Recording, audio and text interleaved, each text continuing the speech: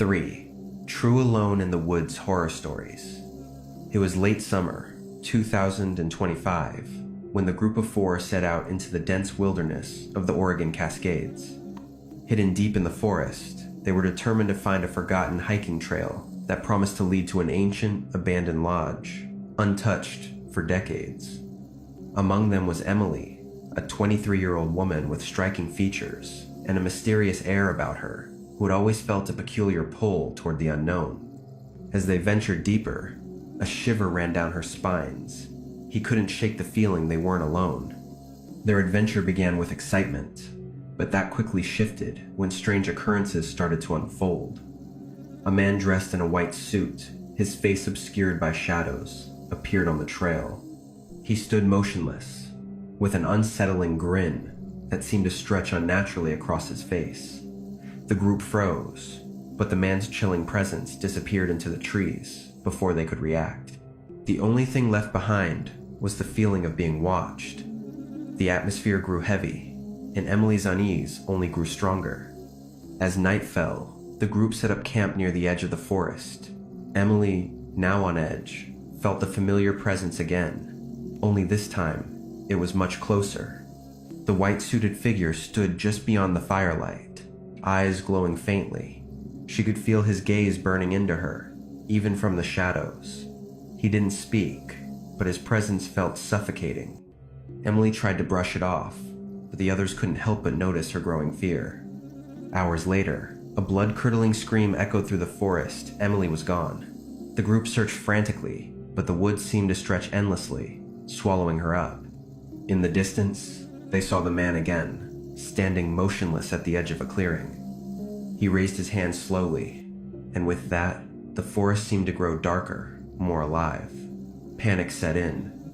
The line between reality and something darker blurred as Emily's fate became uncertain. Was she taken by the man, or was something far more sinister at work in the depths of the forest? In the final moments of the night, they found her, Emily, standing still in the center of the clearing. Her eyes glowed, a strange, unnatural shade of yellow. She turned slowly, her voice a whisper that chilled them to the bone. "He's waiting," she said, her face twisted into a smile that mirrored the figure in white. As the others watched, horrified and paralyzed, they realized the true terror of the woods was not the man, but whatever had claimed Emily's soul. The silence around them deepened, and the forest held its breath, waiting for the next move. Late September, northern Washington. The forest near Mount Pilchuck had begun to shift, colder than usual, cloaked in fog that barely lifted past dawn. The air felt charged, and as the four travelers made their way past the tree line, they saw him again, the man in the white suit and hat, waiting at the edge of the mist. He stood unmoving, half veiled in shadows. That unsettling smile stretched across a face no one could see clearly. Emily had returned. After what happened in Oregon, she wasn't the same. Her voice was calm, eyes distant, but the others, Daniel, a survivalist in his 30s, his partner Rachel, a sharp and cautious woman with a quiet strength, and Lucas, a former firefighter, could feel something lurking beneath her silence. Still, they followed her.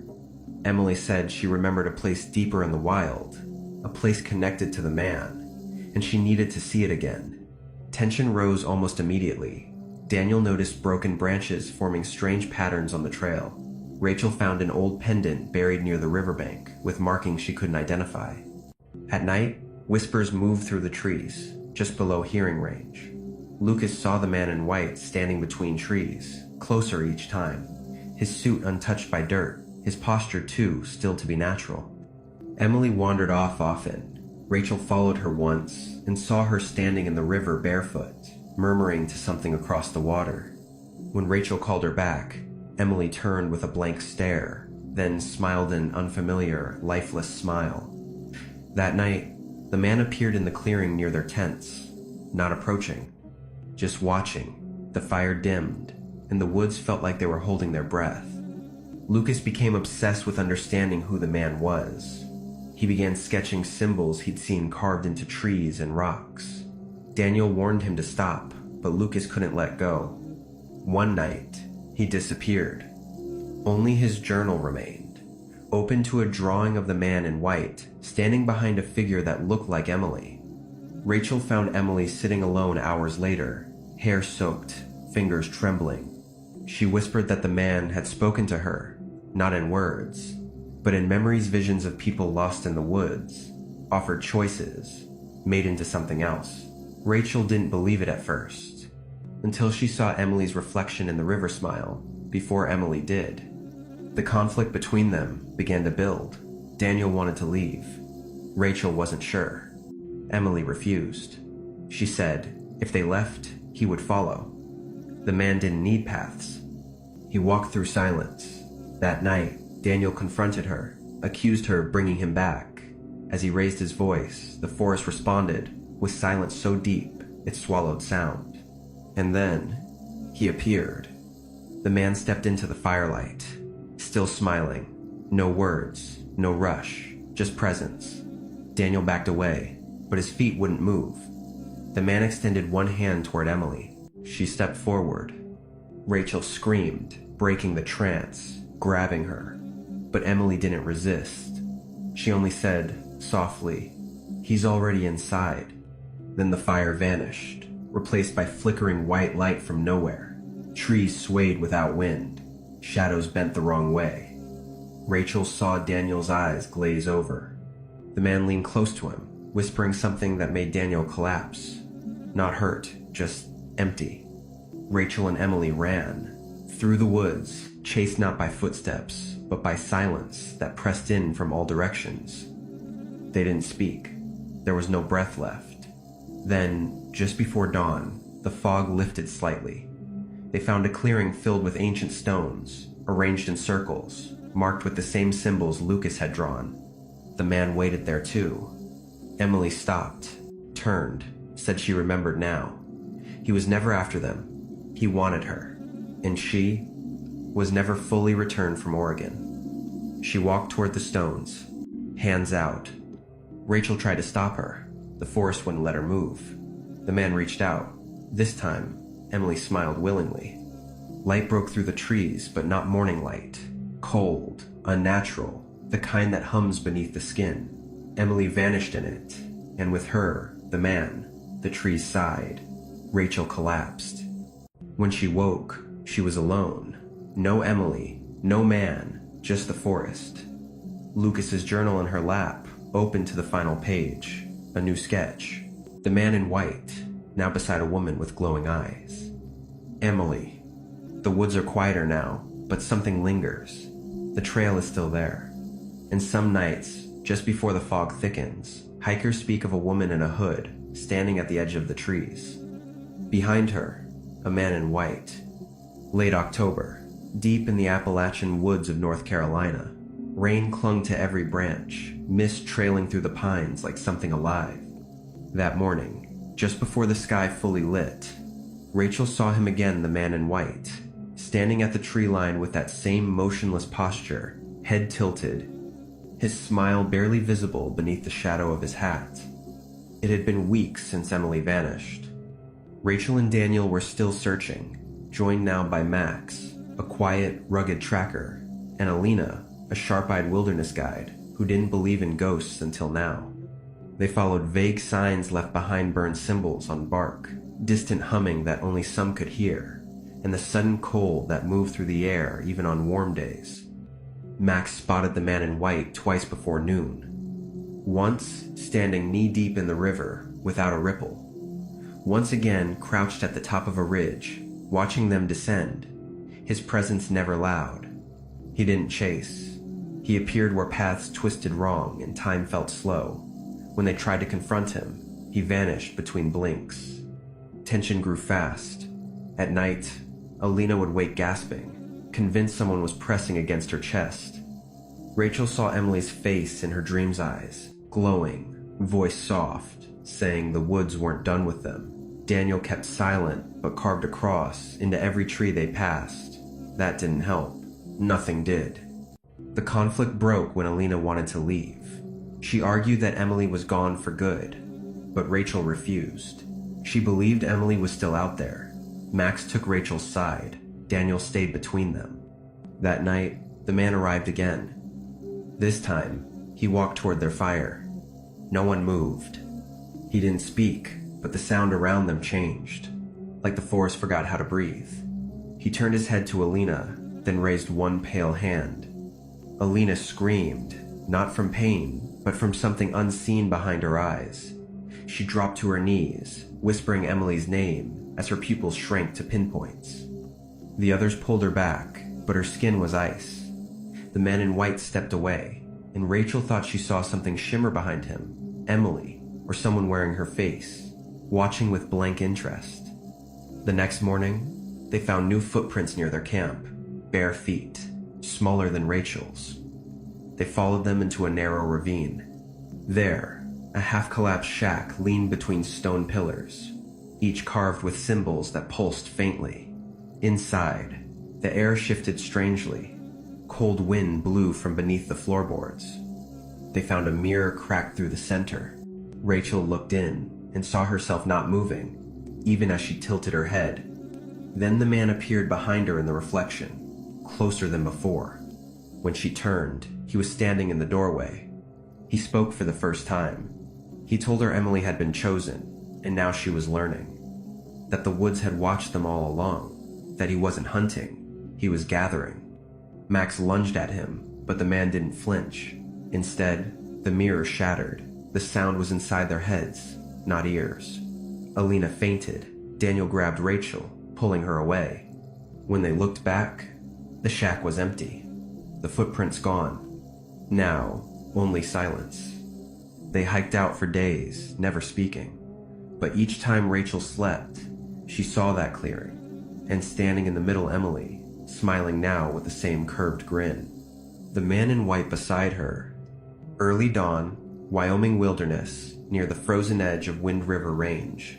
The air held an unnatural stillness, trees coated in frost, despite no recent snow. When Daniel lit the fire, the man in white appeared standing just beyond the glow, hat lowered, unmoving. This was their fourth night since Rachel returned, changed. Her voice softer, her eyes distant, almost knowing too much. Max didn't trust her anymore. Alina still refused to believe what happened at the shack, but Daniel stayed, pulled by something he couldn't name. They were following Rachel now, deeper into land no map showed, where old logging trails faded into silence. Every step forward felt wrong. Time felt slower. The sun rarely stayed visible behind heavy clouds that moved without wind. That night, the man got closer. Alina heard her name spoken clearly outside her tent, though no one else was awake. She peeked out, and he was there, crouched beside her pack, no sound. Just his pale face under the shadow, lips curled upward. When she screamed, he didn't flinch. Rachel arrived first. She stood between Alina and the figure, and for a moment, it looked like he nodded to her before vanishing into the dark. Max confronted Rachel the next morning. He asked how she knew where the man would be. She didn't answer directly, only said they were being watched, not hunted. That something old wanted them here, and leaving now would only bring it closer. The tension fractured them. Alina began hiking alone ahead, ears tuned to every snap of branches. Daniel kept Rachel close, hoping to understand the bond growing between her and the being in white. Max lingered behind, always scanning the trees, knife carved from wood gripped tight. By the fifth night, they found a burn-clearing charcoal trees, curved inward, roots blackened. In the center, a circle of untouched snow. Rachel stepped into it without hesitation. That's when the man returned. This time, he moved, slowly, deliberately, stepping into the firelight as if invited. Max shouted for her to move, but Rachel stood still. The man turned to Alina and smiled wider than before. She froze, her breath turning white despite no cold. She whispered she couldn't move. Daniel tried pulling her back, but she remained rigid. The man lifted one finger and pointed directly at Max. And the trees shifted. Branches cracked open, revealing symbols beneath bark. The ground pulsed faintly.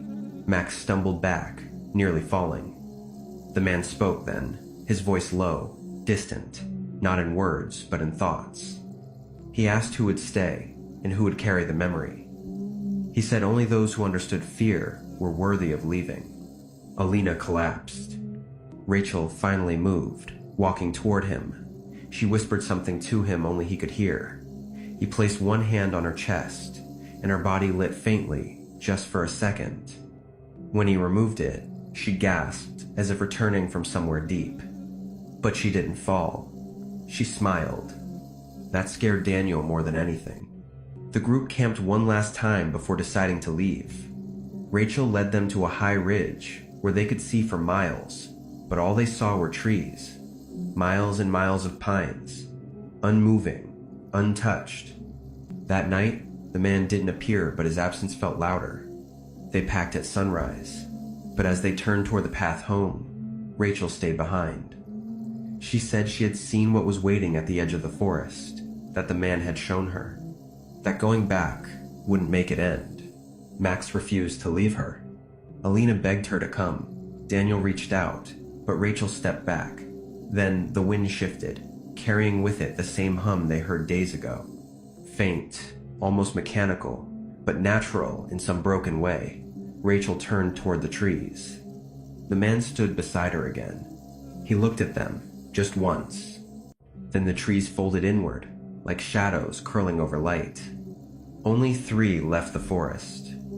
But at night, back in their homes, they still see Rachel at the tree line, her hood pulled up, her skin pale under the moon, and always beside her, the man in white, waiting for one of them to come back.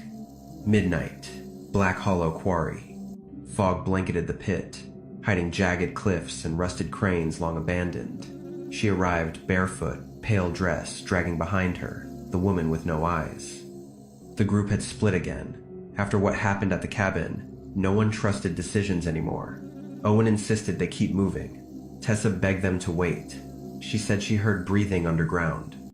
Mark said she was losing it, but Jenna stayed close.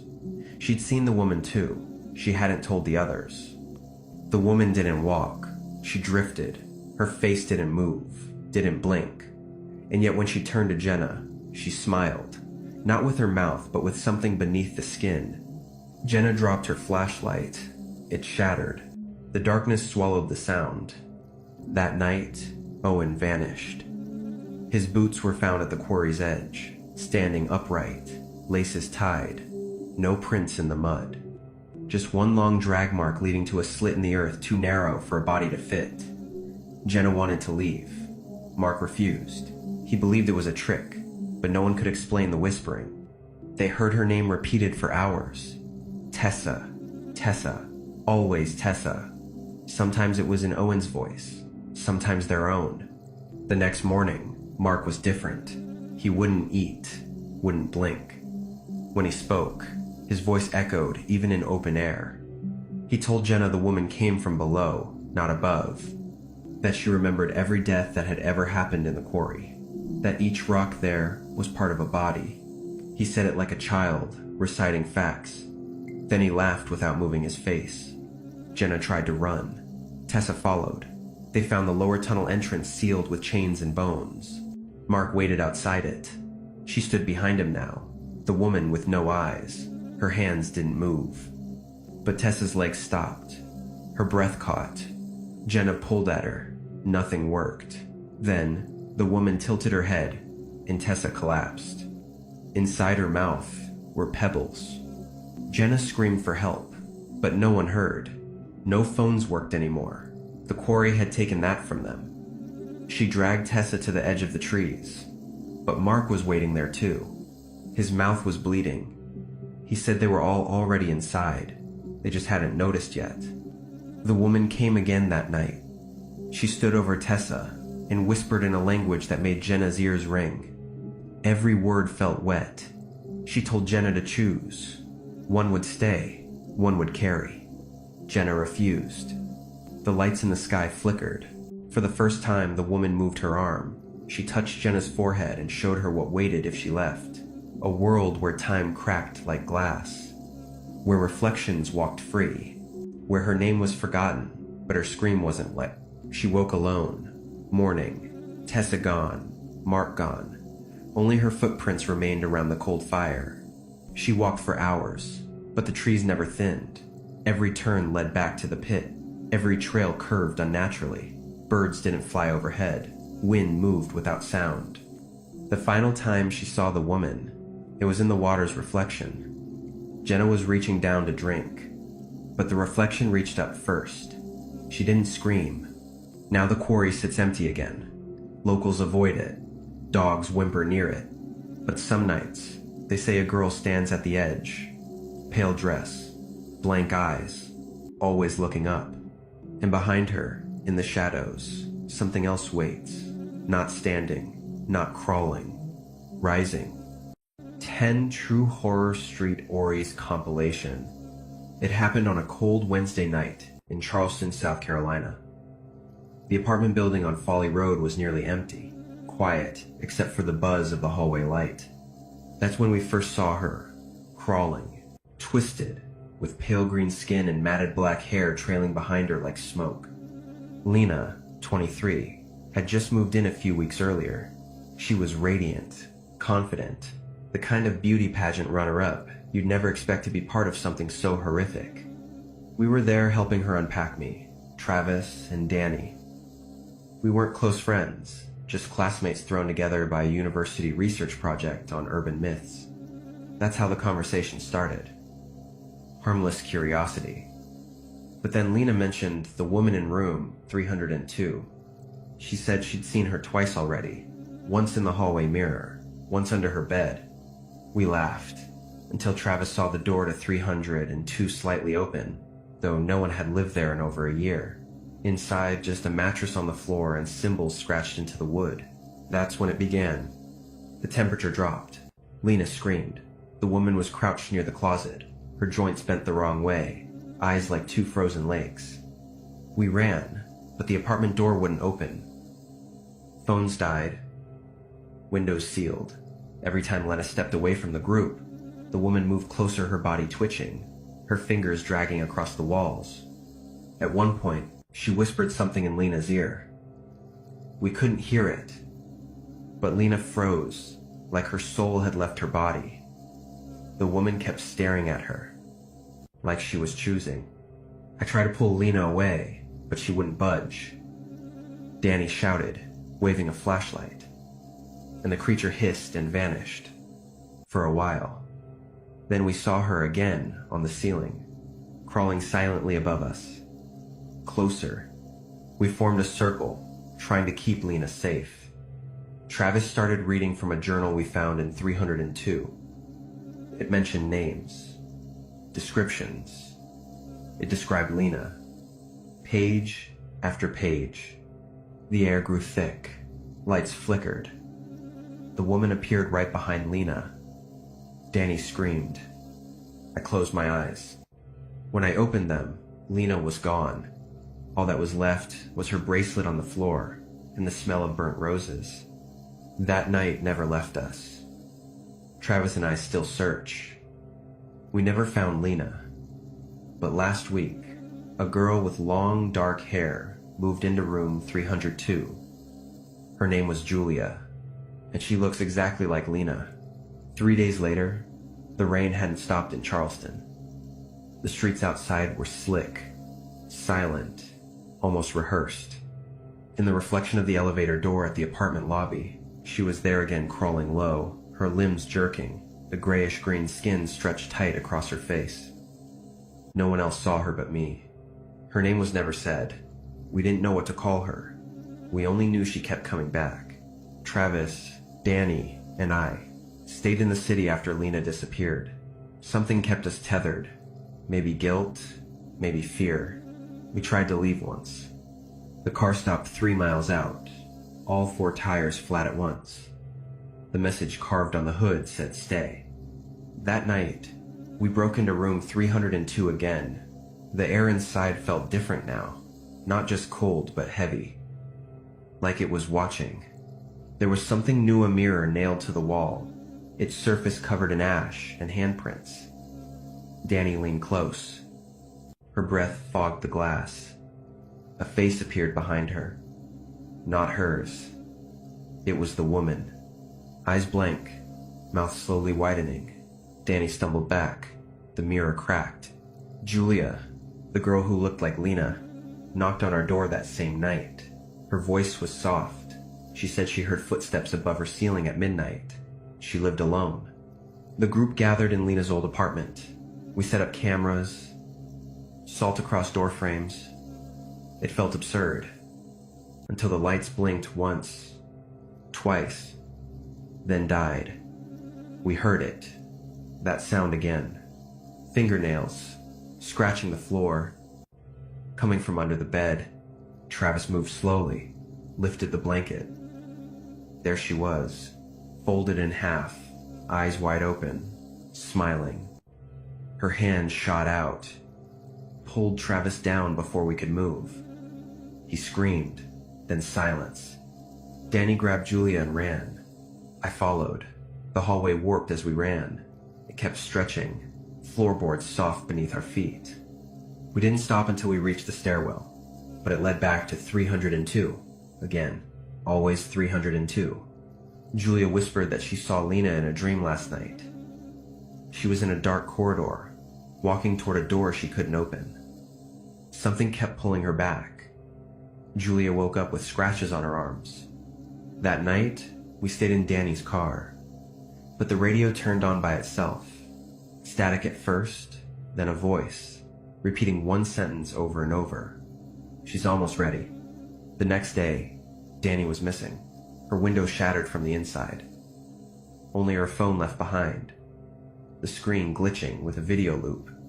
It showed Danny standing in front of the mirror in 302, slowly turning around, and the woman was right behind her, inches away, face pressed against hers. No one remembered filming it. Julia began acting different. She sleepwalked. Her voice changed in short bursts. She once stared at me without blinking for 5 full minutes. When I asked what was wrong, she smiled and said Lena's waiting. And the woman has already chosen. I found Travis again. Not in flesh. Just a video on the cloud from his old phone. He looked terrified, whispering, "Don't trust Julia. She's not her. She's not even real." Now I don't sleep. The woman appears each night, more clearly. In the windows. The mirror. Sometimes, in my dreams. Last night, I felt her hand on my ankle. Cold. Steady. And she whispered something I still hear every time I close my eyes. "You brought her back. She was never meant to leave. Julia doesn't eat anymore." She talks to the mirror in room 302. I watched her one evening, hidden in the hallway. She said, "I'm ready now. You can use me." Then the mirror cracked again, but this time from the inside. I write this while the lights flicker. Julia's in the hallway, humming. The apartment smells like roses, burned and sweet. Her footsteps don't make sound anymore. She just turned toward me, and she's smiling with someone else's mouth. It was 2:41 a.m. in New Orleans. The fog moved low across the street like something alive. I saw her again, outside Julia's window, head tilted unnaturally, staring upward from the sidewalk. She hadn't moved in 10 minutes. We never spoke about Danny after that night. Her name felt wrong in the mouth, like it didn't belong anymore. Julia stopped speaking, mostly. But sometimes she laughed while looking at nothing. The mirror in room 302 had been removed, or so we thought. But it was back the next day, hung in the hallway near the stairs, where no mirror had ever been. I looked into it and saw Julia sleeping, except she wasn't in the room. Lena appeared on a news site under a different name, reported missing from another city, with the same face, same age. The timestamp was wrong. It said published 4 months ago. Travis's old camera was recovered by a maintenance worker. It showed footage of the woman crawling across the ceiling in the stairwell, limbs cracking with each movement. She stopped above the camera and whispered, "She's part of us now." We tried to leave New Orleans, rented a motel 20 miles out. Julia insisted on staying in the room closest to the woods. At 3:09 a.m., she walked out barefoot. I followed, She stood by a tree, arms at her sides, eyes rolled back. The woman was there again. Not behind her this time. Inside her. You could see it in the way she moved. Her voice came back, but it wasn't hers. She said, "You can't save her. You only fed her to me." She fell unconscious. For hours, we sat silently. In the distance, something was screaming. Not human, not animal. The motel lights flickered once. Then every room went dark. I took Julia back to the apartment. The hallway had changed, now lined with picture frames, each one showing one of us, but different. In mine, I was older, terrified, mouth open mid-scream. In Julia's, she was gone. Just a black void where her body should be. She grew more distant. The last I spoke to her, she asked, "Do you ever wonder what it's like to belong to something you can't escape?" The next night, I heard the sound again, scratching. This time from the ceiling above my bed. I stood beneath it for hours. Nothing came down. Until 4:13 a.m., a soft thud, a single fingernail on the floor.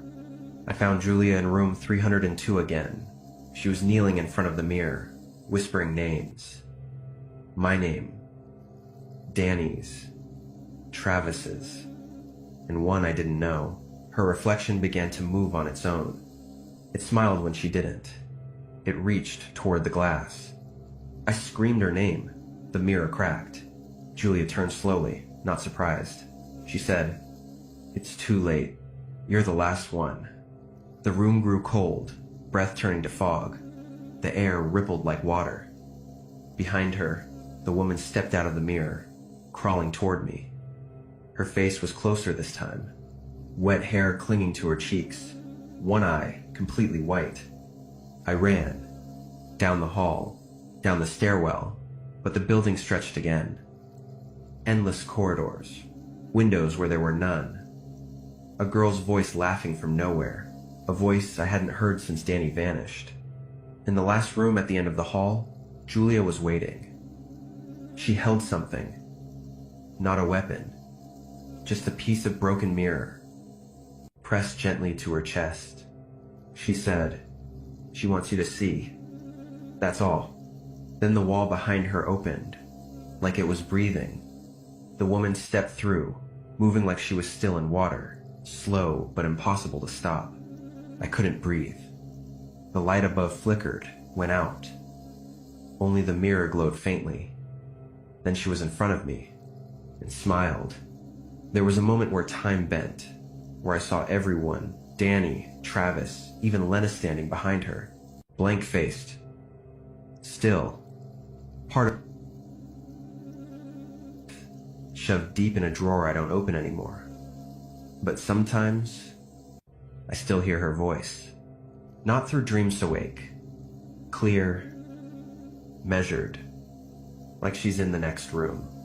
Every time I pass a reflective surface, I turn it away. I know better now. At 2:17 a.m., the front door opened by itself. I live on the 3rd floor, and the building has no power. I sat up and didn't move.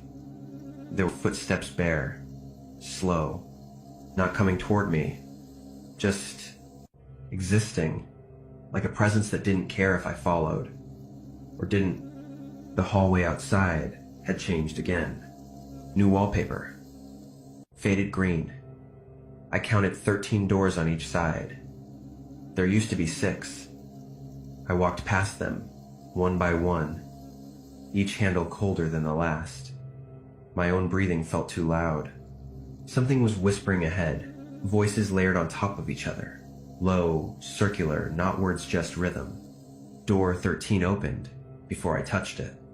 Inside was a hospital room, except it wasn't. The walls pulsed faintly, like skin stretched too thin. At the center, a girl sat cross-legged on the ceiling, staring down. Her face was blank, but I knew her. Danny. She opened her mouth, and only static came out. Then the lights blinked once, and she was gone. In her place stood the woman, always wet, always silent until it was too late. Her hand moved toward my chest, not to claw, but to reach in. And something inside me shifted. I backed into the hallway and slammed the door. The whispering didn't stop. It only grew sharper, focused, like it had learned my name. All clean, all showing the same image me, standing in the hallway, even while I sat on the couch. The timeline was wrong. They weren't reflecting, they were predicting. By the third night, I tried calling someone. Elijah, Marcus. The line rang once, then answered with breathing. A long exhale. Then, why are you still pretending? That wasn't Elijah's voice.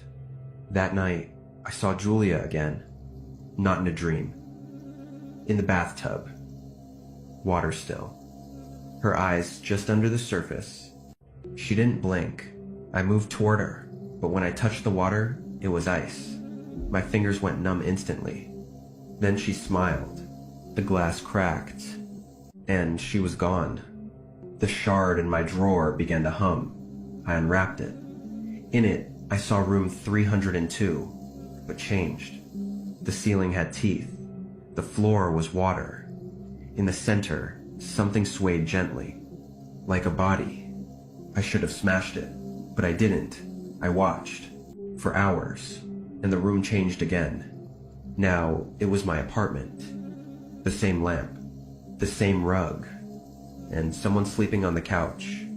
May. The version in the shard woke up and smiled at me. I stopped leaving the house. The walls keep shifting. Doorways that lead nowhere. Shadows that pause too long. Yesterday, I found a photo in my fridge. A picture of me sleeping, taken from above. My mouth open, eyes rolled back. The woman was beside me in the photo, touching my shoulder. The writing on the back said, "Almost home. Tonight, the scratching returned. Not above this time. From inside the walls, a slow crawl, wet skin dragging across plaster, then a knock. Soft. 4 times. Always 4. I waited. It knocked again. And a voice, Julia's, whispered, 'Come see.' The mirror shard glowed faintly. I picked it up, and my reflection said something my mouth didn't. 'She needs one more.' I dropped it, but the image stayed, hovering in the mirror. My face, not mine. And the door opened again. This time, I didn't run. I stepped through. The hallway was gone. Only water. Only darkness. Only her. Waiting. The water wasn't wet. It moved like mist, but held weight. Each step deeper made sound vanish. No echo. No breath. No heartbeat. Only a dull pressure in my chest, like something forgotten was trying to be remembered. Shapes shifted in the distance. Tall, slow-moving, human at first glance, then not. I called out for Julia. No answer. But the fog answered back. It curled around my legs, pulling gently, guiding. I followed. The corridor bent. Impossible angles. Black walls veined with light like capillaries. One pulsed as I passed, and a voice hissed through it, not hers. Lower. Ancient. It said, "No one ever leaves whole." I kept walking. Ahead was a door, splintered wood, carved with symbols I'd seen before on Lena's wrists, on Danny's last drawing. The door opened on its own. Inside, Julia stood at the center of a circle, drawn in ash. Her hands trembled, not fear, restraint. She said, "You waited too long." I stepped closer. Her eyes were wrong, black around the edges, like ink sinking into the white. She wasn't alone. Behind her, the woman crouched in the dark, no longer hiding, fully formed. Her limbs bent like broken branches, her jaw wider than it should be. Julia raised her hand. I didn't flinch. I should have, she whispered. She showed me everything. Then she pressed her palm to the ground. The ash circle ignited. Images flared in the smoke. Danny screaming silently in a mirror. Travis suspended mid-air, body twitching. Lena's reflection scratching at glass, eyes wide with something that saw too much. All of them locked in loops, doomed to repeat. I screamed at Julia to stop, but she wasn't listening. She said, she doesn't want to hurt us. She wants to be inside us, to remember through us. Then the woman moved, fast, impossible angles. One moment behind Julia, the next, inches from me. Her face was close, too close. Every part of her twitched, like she was holding back laughter or rage or both. She touched my chest. Memories spilled out. Not mine. Rooms I'd never been in. Lives I'd never lived. Faces screaming at me, being pulled into mirrors, swallowed. I felt my feet leave the ground. And then Julia spoke again. Run. I don't remember hitting the floor, just the cold, the echo of breaking glass. The door behind me was gone, but the shard was in my hand, not glowing, just cold. I woke in the stairwell of our building, alone, the lights flickering, the hallways empty. Room 302 was sealed with bricks, like it had never existed. But in the mirror by the elevator, she was still there, behind my reflection, smiling, waiting, still watching.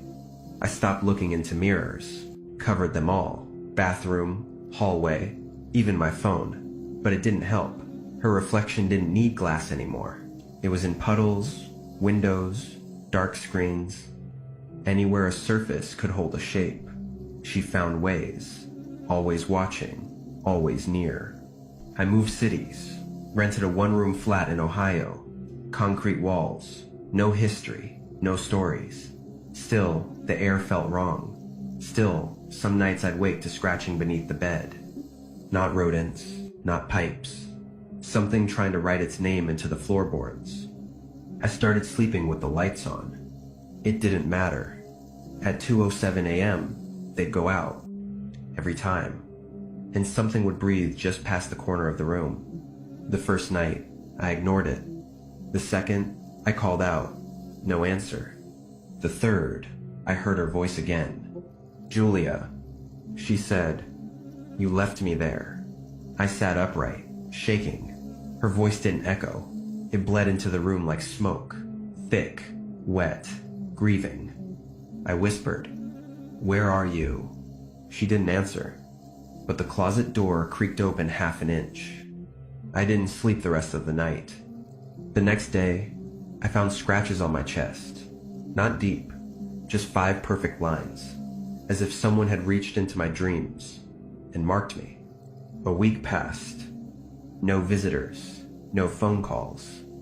I stopped going to work. Then the mail arrived. No return address, just a box. Inside, a reel of 8mm film and a note. Play it where it started. There was only one place that could mean New Orleans. I bought a used projector and booked the cheapest ticket south. I didn't pack. The air hit different when I stepped off the bus. Thick, electric, like something had been waiting for me to cross that line. The apartment building was still there, somehow worse than I remembered. Abandoned now, or maybe just emptied. No lights, no sound, just the slow sway of broken blinds behind cracked windows. Room 302 was bricked over, but the main stairwell was open. I carried the projector up 4 flights, each step louder than it should have been. At the top, I found the mirror again, still in the hallway, still humming faintly. I turned it to face the wall. Then, I set the projector down, plugged it into an old socket that somehow still worked. The reel clicked into place, and the film began. It showed a room I didn't recognize, plain, white. A girl sat on a chair, hands in her lap. Her head tilted slowly, then snapped toward the camera. Danny. She looked afraid, but more than that aware. She mouthed something. I paused the reel, stepped closer. Rewound, slowed it down.